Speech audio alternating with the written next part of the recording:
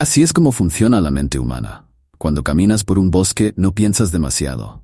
Simplemente dejas que el silencio te rodee, sientes la suave brisa y las ramas crujen bajo tus pies. Está en nuestra naturaleza anhelar ese paisaje. No importa cuánto nos guste vivir en ciudades ajetreadas y empapadas de cemento, los bosques siempre nos resultan acogedores y refrescantes. El aire es claro y fresco, y la luz del día juega al escondite entre las ramas altas. Es inspirador y hermoso.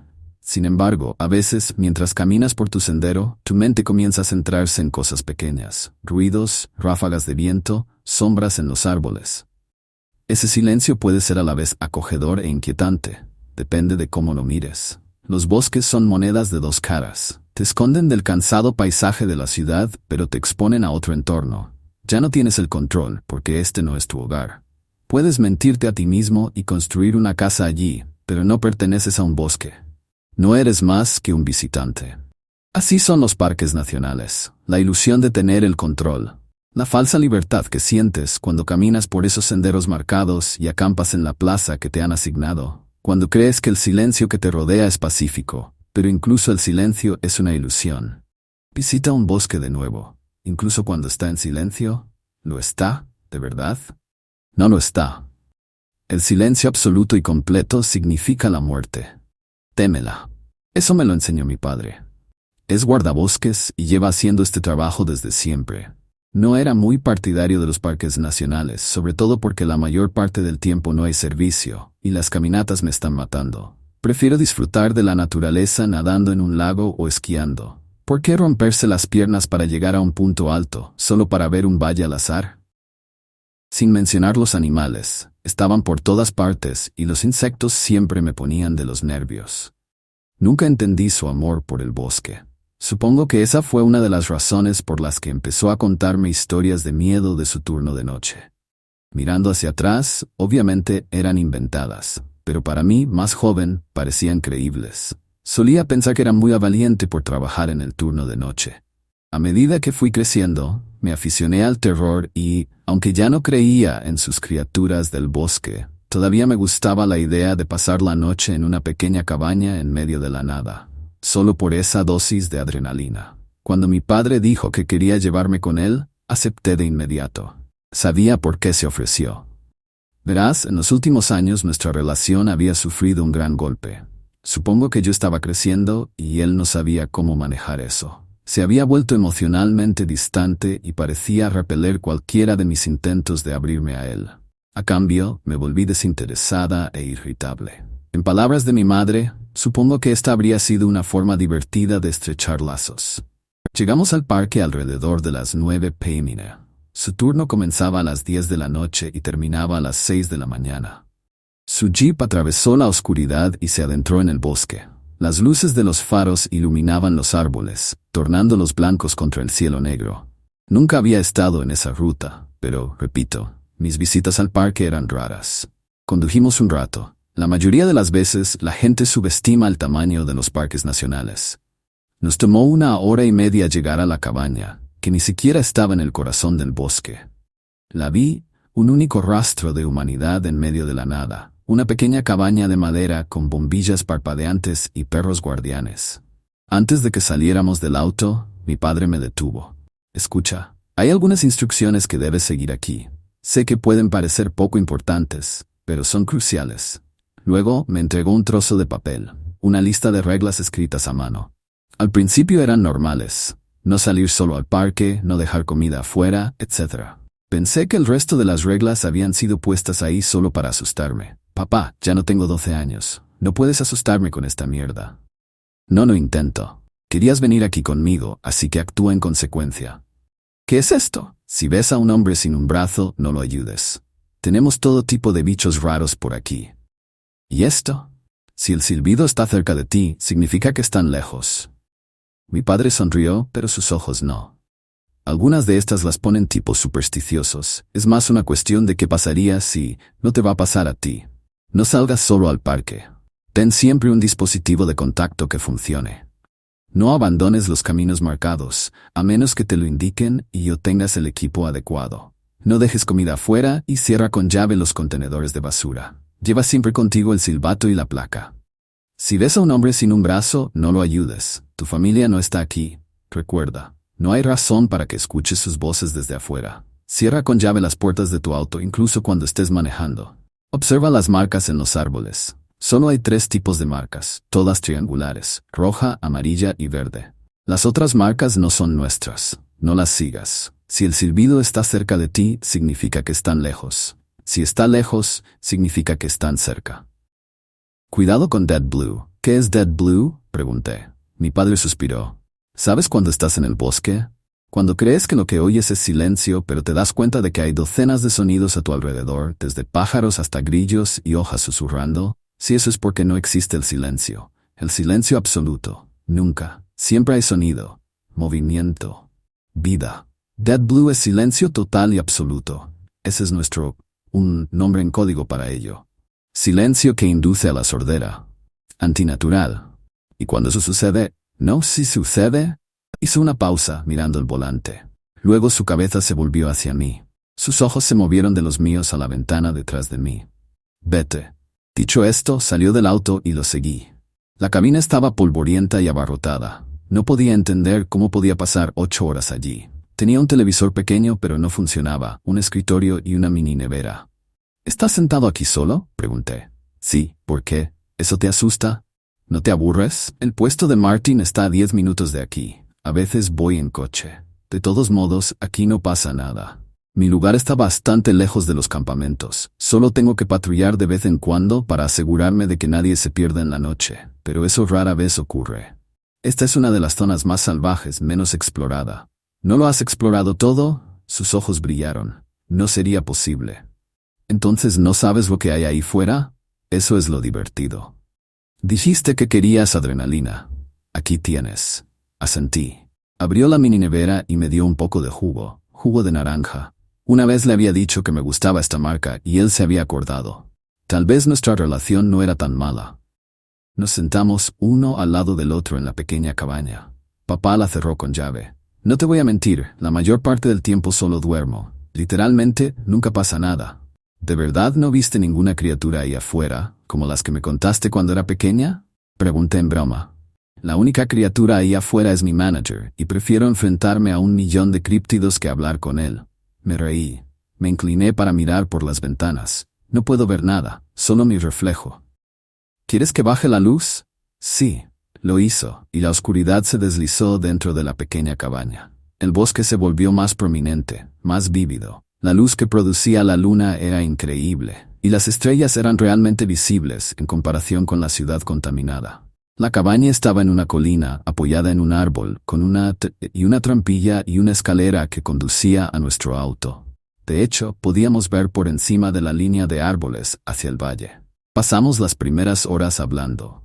En algún momento alrededor de la medianoche, comencé a quedarme dormido. No quería, pero cedí y me quedé dormida con la cabeza sobre el escritorio. Me despertó. Me froté los ojos confundida. ¿Qué hora es? Recibí una llamada de Martin. ¿Cierto? ¿Quién era Martin?, murmuré. El otro de la zona. Dice que recibió una llamada del campamento y que falta alguien. Tenemos que ir a buscarlo. ¿Nosotros? ¿Cómo en nosotros? Sí, te quedarás en el asiento trasero. Estoy hablando por teléfono con Martin ahora mismo. Podía escuchar la voz apagada de Martin a través del altavoz. Espera, no te lleves al niño. ¿Por qué no? Se quedará en el auto. Paul podría ser una de esas noches. No saldremos del auto. No puedes garantizar eso. Bueno, no puedo dejarlo aquí, solo, en la oscuridad. Siguió una pausa. Mira, Paul, entiendo que querías llevar a tu hijo al trabajo, pero no sé nada sobre esto. Podría ser peligroso. Literalmente, solo vamos a dar una vuelta en coche. Está bien. Déjalo en la cabina. Papá puso su mano sobre uno de los altavoces, así que no entendí lo que Martin le dijo. Sus ojos seguían moviéndose hacia la ventana detrás de mí. Suspiró. Martin vendrá a buscarme. Te quedarás aquí, encerrado. Apaga las luces y espera a que regrese. Tomará 1 minuto y estarás a salvo aquí. ¿Qué? No me quedaré aquí solo. ¿Qué te dijo Martin para que cambiaras de opinión? No importa. Volveré en máximo media hora. Puedes volver a dormir si quieres, o puedo llamarte y podemos hablar. Tenía miedo. Realmente miedo. No quería demostrarlo, especialmente después de quejarme de que no pasaba nada interesante por allí, así que acepté de mala gana. Mi padre abrió la trampilla y bajó por la escalera. Luego su rostro desapareció en la oscuridad. Vi que el auto de Martin lo recogía y se alejaba. Se hizo el silencio. Deseé haber estado en casa, en mi cama. En cambio, me senté rígida en la silla y esperé, y esperé. Empecé a imaginar lo peor.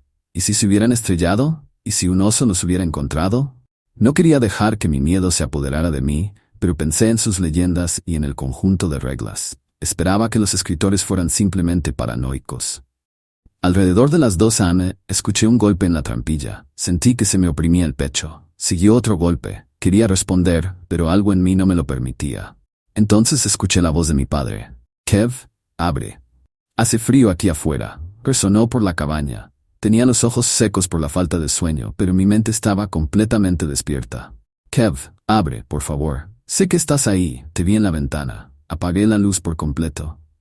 No sé por qué tuve ese impulso, pero si mi padre podía verme desde la ventana, cualquiera podía, o cualquier cosa. Y no me gustaba que me exhibieran de esa manera. «¿No tienes llave?» «Se cierra desde adentro». «Mierda, sí».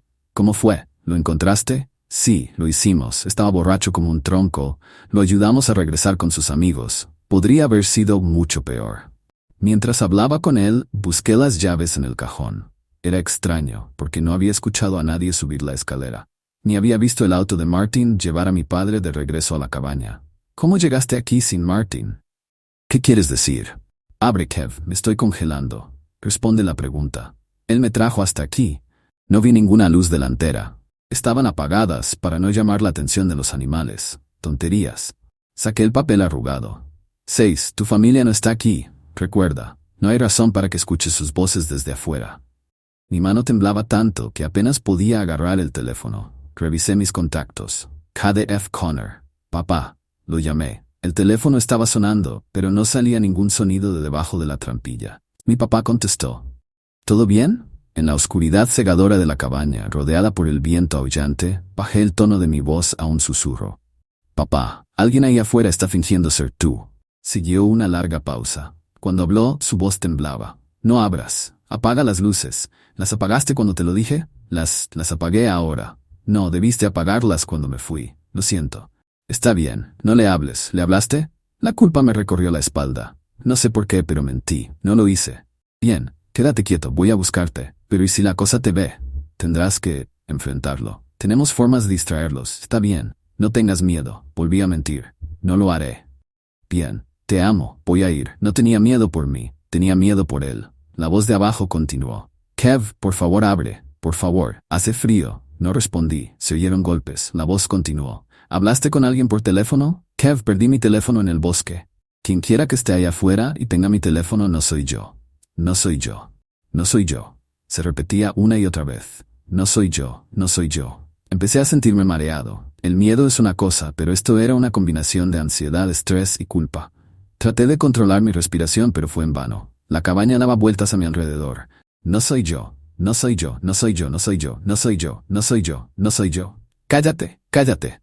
Y lo hizo. Se hizo el silencio. Saqué la lista de nuevo y comencé a leer y releer las reglas como un lunático. Seguí escuchando los ruidos del exterior. El viento seguía soplando. Bien. No Dead Blue. Entonces oí un golpe fuerte en la pared.